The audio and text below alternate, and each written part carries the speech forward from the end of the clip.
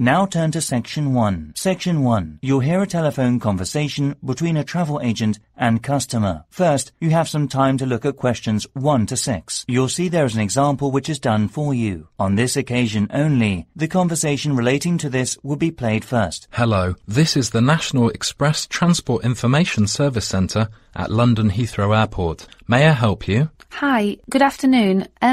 I'm calling from New York. I'm flying to Heathrow Airport on Friday and I need to get to a town called, Bath. Could you tell me how I can get there? Destination is called Bath, so Bath has been written on the form. Now we shall begin. You should answer the questions as you listen, because you will not hear the recording a second time. Listen carefully and answer the questions 1 to 6. Hello. This is the National Express Transport Information Service Centre at London Heathrow Airport. May I help you? Hi, good afternoon. I'm calling from New York. I'm flying to Heathrow Airport on Friday and I need to get to a town called, Bath. Could you tell me how I can get there? Bath, right? Let me see. I think that's about 115 miles west of here, so it'll take about 1.5 hours by train. Wow, it's quite a long way, isn't it? Yes, I'm afraid so. Right, well, I don't really want to take a coach, I suppose. Can you give me some more information about the discount ticket prices that are available at the moment? OK, how about an express coach shuttle service to Bath? It's faster than an ordinary coach and the ticket price is not that expensive. Can you tell me how much that would cost? Certainly. Let's see. It would be £30 one way or £40.50 in return. Great, that's not too bad. It goes directly from the airport here to Bath, and it's pretty fast. But you have to bear in mind that there is only 3 departures a day, such as 9 a.m, 2 p.m, and 6 p.m, so it depends what time the flight arrives. Oh, I see. We'll get there at 12:30 p.m. That's not too bad. The second bus leaves at 2 p.m, so you would have quite a wait. I'm just wondering, is there any minicab service there? I mean a door-to-door service, because I will bring a lot of packages. OK, I'll just contact the London cab office for you now. Do you know how much it will be? Just a moment, let me check. It's £85 for single fee normally, so that's about twice the price of the express coach shuttle services. Oh, that doesn't sound too bad. I will go for that then. Where will you stay there? Hotel or B&B? I'll be at Victoria Smith Hotel. Is it possible to make a reservation for that now? Sure. Before you hear the rest of the conversation, you have some time to look at the questions 7 to 10. Now listen and answer questions 7 to 10. Right.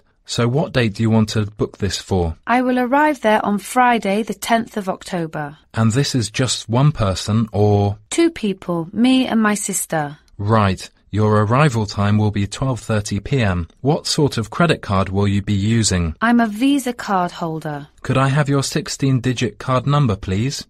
OK, let me see. 6606 7707 1212 0008. No problem. And what's your name, please? Olivia Turner. That's TURNNER. OK, thank you, madam. Could you tell me the hotel address, sir? OK, 115 Victoria Smith Hotel, Trowbridge Street, Bath. And the postcode, please? BA2 6AY. Lovely. Thank you. OK, that seems to be everything. Have a nice trip, madam. Yes, bye. Thank you for your help. You're welcome. Goodbye. That is the end of Section 1. You now have half a minute to check the answers. Now turn to Section 2. Section 2. You'll hear a tourism program, Mountain Cycling Viking, celebrating an anniversary of the company. First, you have some time to look at questions 11 to 16. Now listen carefully and answer the questions 11 to 16. Thank you for visiting our company, Mountain Cycling Viking. This evening we will be celebrating our anniversary. Actually, we are so happy to see many people in the conference room. Let me start by giving you some information about the company and a brief history. The company was launched 50 years ago. It initially opened as a wholesale, selling mountain cycling equipment, and then from 30 years ago, it introduced a range of attractive cycling courses in the UK and started organising cycling holidays. Over the years, the company has developed and grown considerably, and since 2000, has been offering family cycling holidays all around Europe. If you go on a cycling holiday with us, you'll have the opportunity to choose from hundreds of different sites. Nowadays, we manage 53 sites in rural Germany. We also have a number of promotions taking place in France. We are also making plans to expand into Scandinavia. All of our sites have been upgraded, and we plan to launch more each year. We are so proud to offer spectacular sites and facilities for the whole family to enjoy. Also, parents who want to enjoy a holiday with their young children need not worry about keeping them occupied during the day, as we have a lot of bicycles and equipment available for children under 8. Our kids program is organized and run by our well-qualified and professional staff and coaches. Each day the kids start with a short warm-up course and cooling down course that is no more than 5 kilometers in a rural area not far from the central city. This program includes an emergency first aid course and some bicycle repairs training. In the evening, there are different events to enjoy by the campfire, such as singing or dancing with refreshments. We have a no-noise rule after 10 p.m., so all children's events normally finish at 9 p.m. Security guards patrol the campsites from 10 p.m. until 7 a.m. the next morning. The Mountain Cycling Viking also deeply wants all customers to register as members. If you haven't joined the company's membership scheme yet, when you apply, you can get a 20% discount on all charges, including the insurance fee. Also, you'll receive the company's monthly newsletter and promotional leaflets. There are many advantages to choosing Mountain Cycling Viking and to recommending it to your friends and relatives. As a regular customer, you'll be kept informed of special events for the holiday season, and the friends who you recommend can get a 15% discount on things such as luxury camping facilities. In return, we'll offer you a souvenir. Before you hear the rest of the program, you have some time to look at the questions 17 to 20. Now listen and answer questions 17 to 20. When it comes to our bicycles and camping facilities, we only offer things of the highest quality. We really do think of everything, from portable gas canisters and cooking utensils to tents and sleeping bags. If a member of your family doesn't want to cook in the cooking car, you are able to use a barbecue if you ask for it in advance. Also, we will offer a special cool box to keep food and drinks chilled. All of our sites are equipped with excellent washing facilities and places you can leave your children and pets. All sites have a cafeteria and shop in the central area of the campsites. Furthermore, we have a small hospital staffed by 2 doctors and 3 nurses who are very kind and caring. During the holiday, your guide will take anyone who is interested on a bushwalk through the mountain or teach an aerobics class free of charge. And now, allow me to introduce our president, Mr. David Gear. That is the end of section 2. You now have half a minute to check the answers. Now turn to section 3. Section 3. You'll hear a conversation between students Robert and Monica and a tutor about personal marketing. First, you have some time to look at questions 21 to 23. Now listen carefully and answer the questions 21 to 23. You've been looking at different styles of personal marketing in small companies and the workplace in the UK. So how's the coursework going, Robert? Well, I've been looking at why some people decide to run their own business. Market research shows that personal management is a critical area. When you think about any small business, it is usually a family business. They are also trained and developed as a group. Of course, they may have different ideas, but these ideas are based on their experiences and education. So it is critical that all members are able to brainstorm with each other. So what do you think about differences of opinion in the workplace? I think that there are many reasons why this can occur. The research particularly focuses on personality managing within a small company. Actually, it clearly shows the difference between men and women in terms of their methods and solutions at work. Right. So, did you research the effects of family members working together within a small company? Of course I did. One advantage of this is being able to share thoughts and ideas with others in a way that stimulates the mind and helps save money.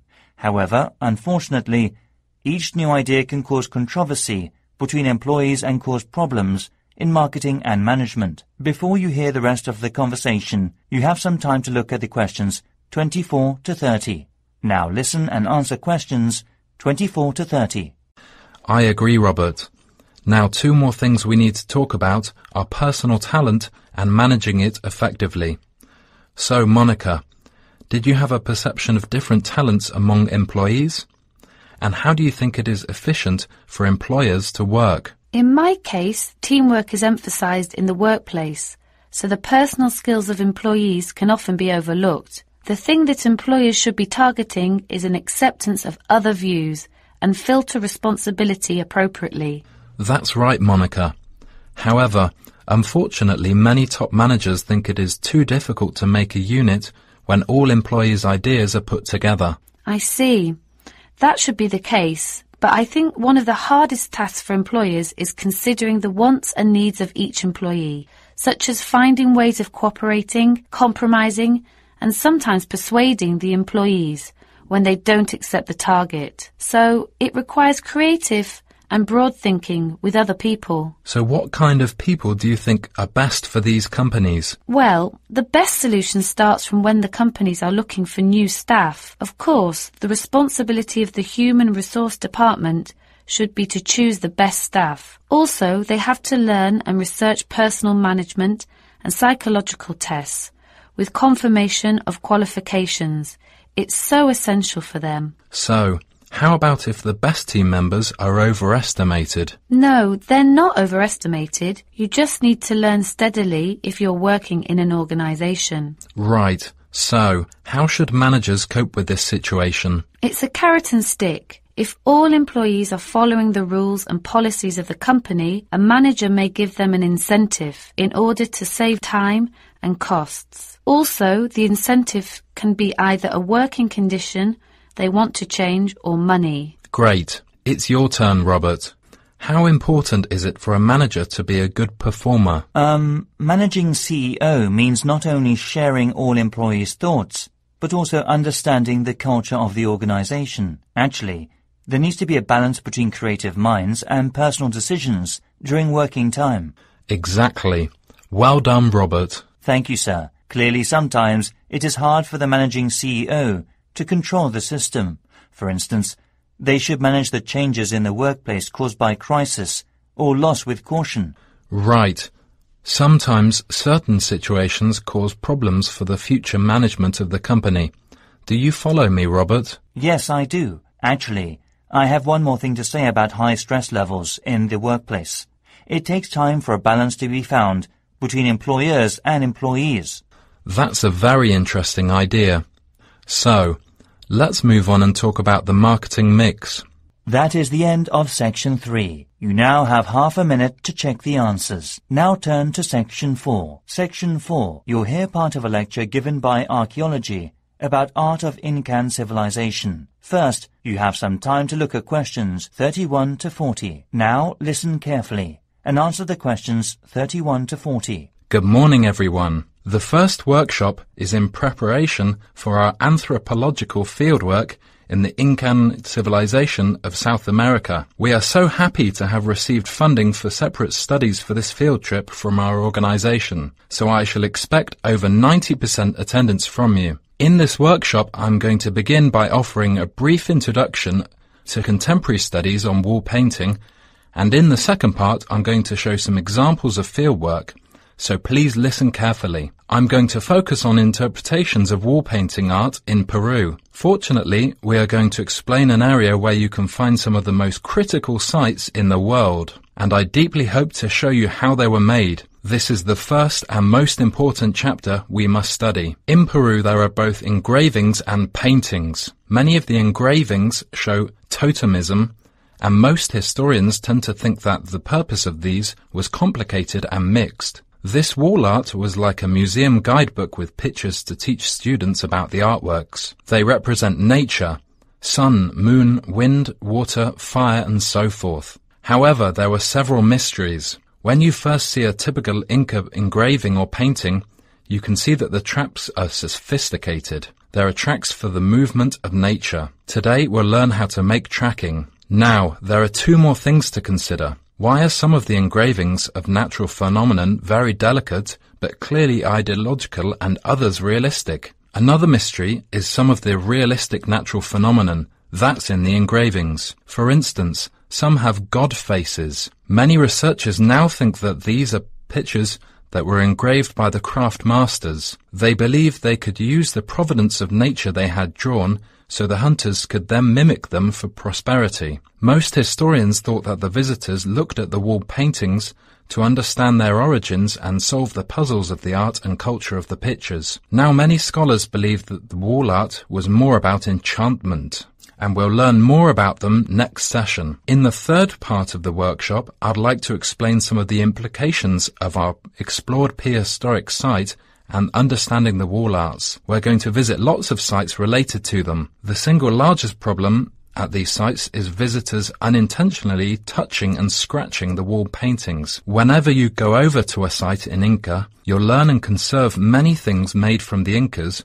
because they are of good value to prehistoric research. Through the field trip, these visitors are able to get an educational experience, and there are some essential rules to show you. There are traps that can happen suddenly and are very dangerous. Actually, they were a safeguard against enemies, so you should always follow the information board in the forest with a local tour guide. So, how are we going to feel the wall painting in our field trip? Don't forget, no touching, just leave it. The wall painting is fragile, and it is also a part of Peruvian heritage and a national treasure. This lesson is joining with a local community on the site. They run a special course and a trip around the historical site once a month. Obviously, scratching or touching on the wall paintings can destroy in a moment what has lasted for thousands of years of Incan civilization. Please try to be extra careful and look out for your mates. Look carefully everywhere. And lastly, please don't move any old materials to take a picture. Well, that's about all I want to say,